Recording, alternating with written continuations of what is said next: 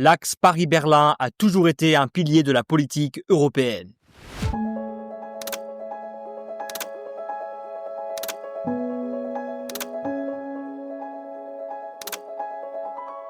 Mais sous Olaf Scholz et Emmanuel Macron, les relations sont devenues tendues. Maintenant, Friedrich Merz veut tout remettre à zéro. Et il y a beaucoup à discuter. I'm very close to Emmanuel Macron and we are meeting regularly. Mais ceci pourrait bien n'être que le début d'une nouvelle amitié.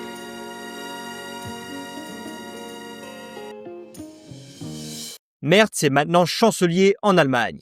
Et sa première décision en politique étrangère, prendre l'avion pour Paris, direction Emmanuel Macron, qu'il appelle son ami.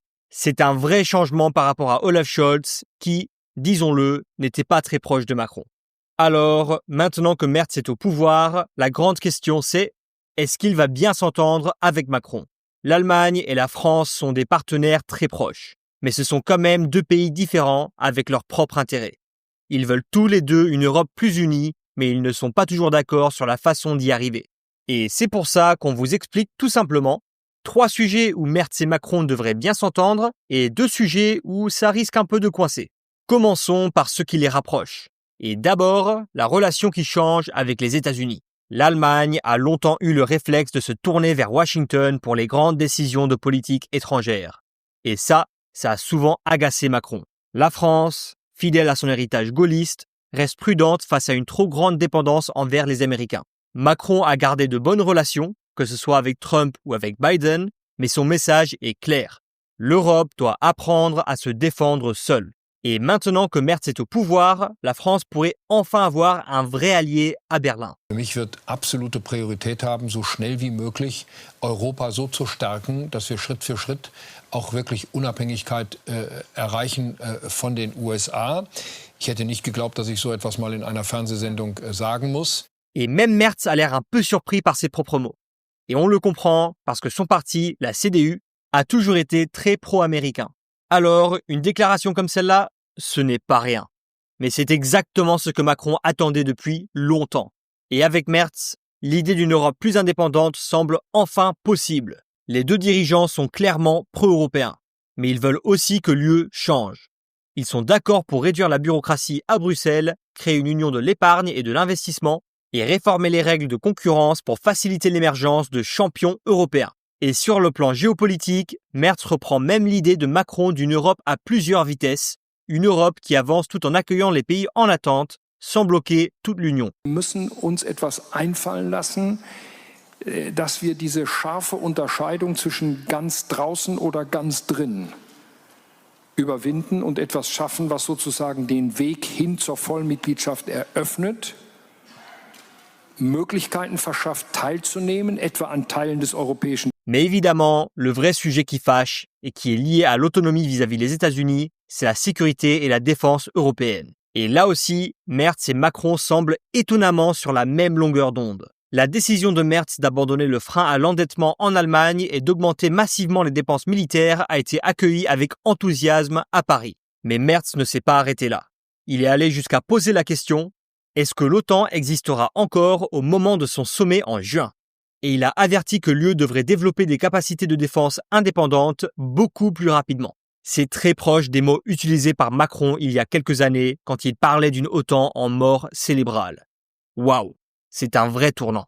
Les deux dirigeants voient désormais la nécessité d'une coopération militaire plus poussée et d'une meilleure intégration des industries de défense. Et avec la puissance financière de l'Allemagne, cela pourrait mener à de grands projets communs dans les prochaines années. Il y a aussi la question de la dissuasion nucléaire. Merz a même proposé que le Royaume-Uni et la France partagent leurs armes nucléaires pour protéger l'ensemble de l'Europe, car selon lui, les États-Unis ne sont plus un garant totalement fiable pour la défense de l'OTAN. À ce moment-là, certains diplomates français ont peut-être cru avoir changé de chaîne par erreur, tellement les propos de Merz ressemblaient à un discours de Macron.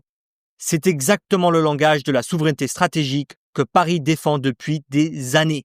Même sur l'Ukraine, les deux sont désormais plus proches. La France soutient l'envoi de missiles à longue portée et Merz s'est montré plus ouvert à livrer des missiles Taurus à Kiev, ce que Scholz refusait catégoriquement. Et maintenant, les deux soutiennent l'entrée de l'Ukraine dans l'OTAN Un changement radical par rapport à l'époque Scholz. Au-delà de la défense, il y a un autre domaine où Merz et Macron pourraient trouver un terrain d'entente, un domaine qui a souvent causé des tensions entre Paris et Berlin, l'énergie. La France défend depuis longtemps l'idée que l'énergie nucléaire est sans carbone et devrait pouvoir bénéficier des subventions vertes de l'UE.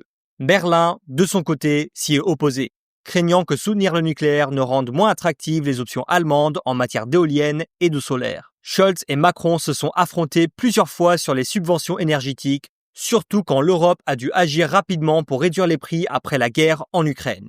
Cependant, Merz a toujours estimé que la sortie du nucléaire de l'Allemagne était une erreur stratégique. Et bien que la réouverture des réacteurs soit probablement hors de question, sa position pourrait aider à débloquer la situation politique, notamment autour des objectifs climatiques de l'UE pour 2040 et du financement des nouveaux réacteurs par l'argent européen. À ce stade, vous pourriez penser que Merz et Macron sont presque comme des frères, et que la France et l'Allemagne sont sur le point de devenir l'union la plus soudée qui soit. Mais pas si vite. Parce que, bien qu'il ait beaucoup de points d'accord, il y a aussi deux grands domaines où ils ne sont pas du tout d'accord. Premier point de désaccord, le commerce. Et plus particulièrement, l'accord Mercosur. Mercosur est un grand bloc commercial sud-américain, composé du Brésil, de l'Argentine, de l'Uruguay et du Paraguay, soit plus de 270 millions de personnes. L'UE négocie un accord commercial avec le Mercosur depuis plus de 30 ans et il a enfin été signé en 2024. Mais il doit encore être approuvé par une majorité qualifiée des pays de l'UE et une majorité au Parlement européen.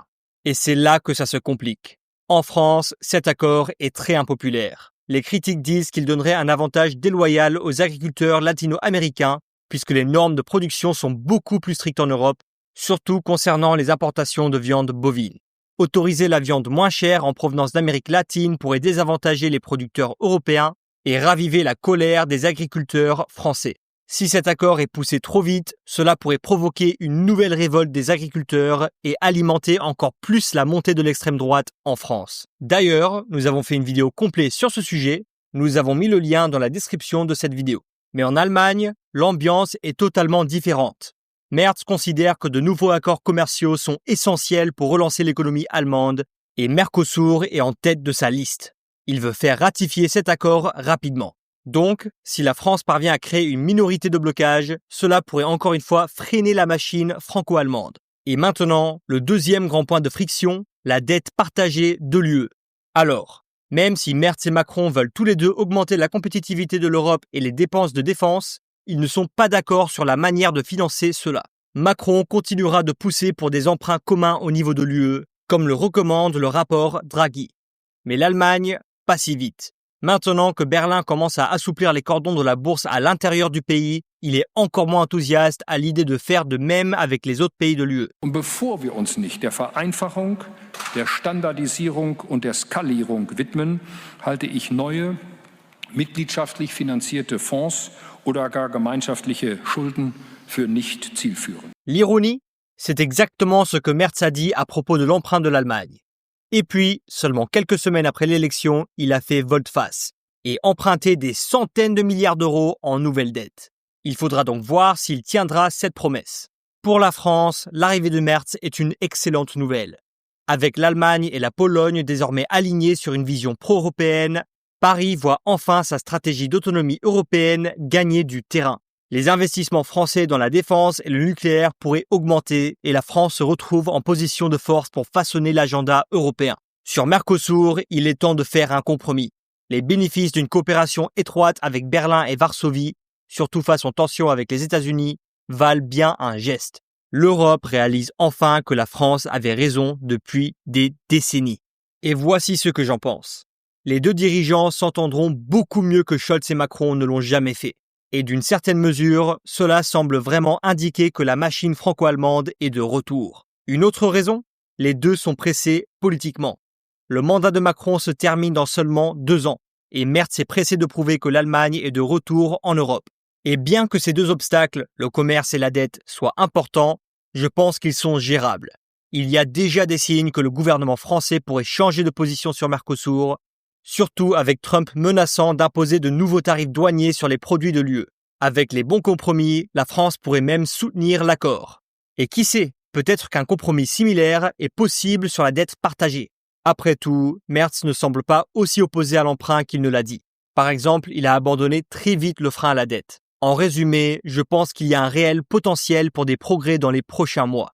À travers l'Europe, nous voyons des dirigeants aux vues similaires aux commandes.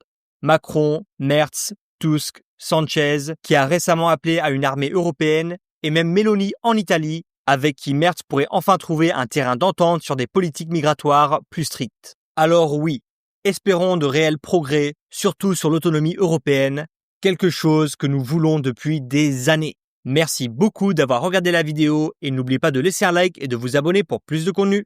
À la prochaine!